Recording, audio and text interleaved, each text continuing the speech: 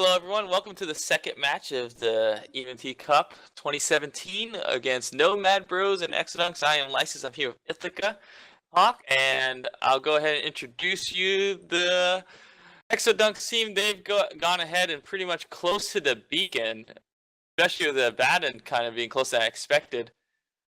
So they went ahead and brought in a Baden, Myrmidon, Executor, Dragoon, and Punisher. Looks like they're going to be very aggressive here. Ithaca, can you go over Nomad Bros setup here? Sure, yeah. So Nomad have come in about 20 across the board, with the Executor coming in just around 30. They've got that APOC and the Harbinger just sitting there in range already of most of the Exodunks team. The Logi behind them, and then it looks like they're going to use that Rifter and Algos just sit in the back line and try and screen to protect that APOC. And as we say that, the match is just about underway, and we are off. Yeah, and we see Maxine the Punisher, which is one of the winners of the Mar tournament, actually just flying right into Nomad Bro's front line. And he could do that because the Punisher has a great tank and is being supported by Logi.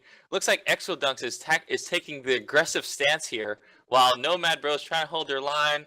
I do see their APOC going back as well as their Celestis. And I'm pretty sure, is this the first or the second time we've seen a Celestis in this tournament?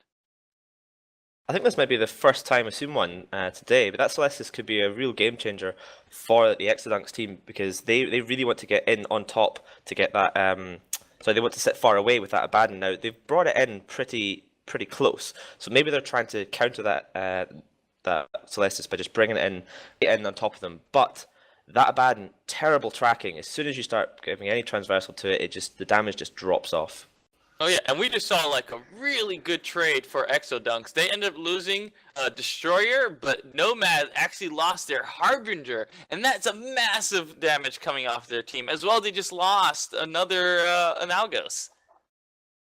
Yeah, and with the loss of those the information links as well from that Harbinger, that Celestis is going to be slightly less effective than he was before. Going for an E-War cruiser like the Celestis does mean, of course, you either sacrifice Logi or more damage in a ship like the Caracal. So it is a strong choice, and you really need to use your Harbinger and your APOC effectively fast and try and just get a leg up using that Celestis to give you a little bit of a bonus. Yeah, I mean, I can understand the Celestis play. I usually see an Alliance tournament to bait in a enemy's Logi cruiser getting close to then just get punched out of the tournament, or for quick strikes, if you do a sensor dampening, which increases its lock time, and that could have been a factor because there was a lot of damage put out on the Exodunks team, but the Logi only lost one ship in that. Now he's pretty much secured. He's close enough. He has nothing he has to really worry about. So this Celestis is now pretty much has no effect on this match. Yeah, he looks like he's damping that Abaddon, forcing him to come in, and we're seeing not very much damage landing on that APOC. The Abaddon probably just struggling to hit him as he comes closer. Now he is going straight at him, so that Abaddon should be getting hit pretty hard by that APOC. However, he is choosing to go for the Punisher, which still under armor links and Executor reps. That's going to be a really tough nut to crack for him. Yeah, I'll be very surprised if this Punisher goes down. Extremely surprised. I don't think it's going to go down. This Apocalypse is on its last legs while it's in hull. Exodunks knew that the Celestis was going to be a non-factor once the match started actually developing, and they made the right play here, not even worrying about the Celestis. Yeah, so they just adapted. They came in a bit closer and said, if you were a Celestis, we'll just come right up and brawl in your face with our kiting ships, and it worked.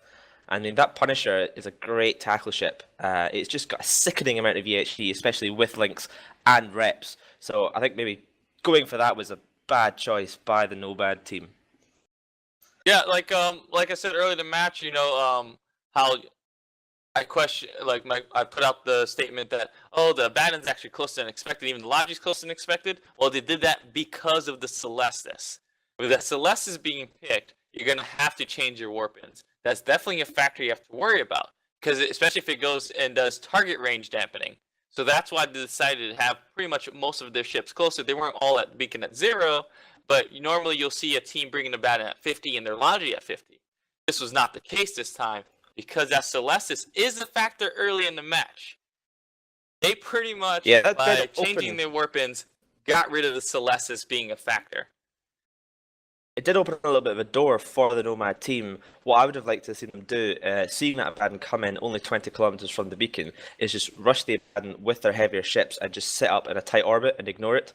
If that APOC had got right up on top of that Abaddon and just started to orbit it, the Abaddon just would struggle massively to track him, especially with the Celestis there as well. And as we say, that Celestis finally succumbs to the damage from the Exodunks team, and Exodunks take that victory. Definitely great job by Exodunks being able to adapt to the Celestis play. Really high risk play by Nomad Bro, but that was a great fight. We'll send it back to the studio.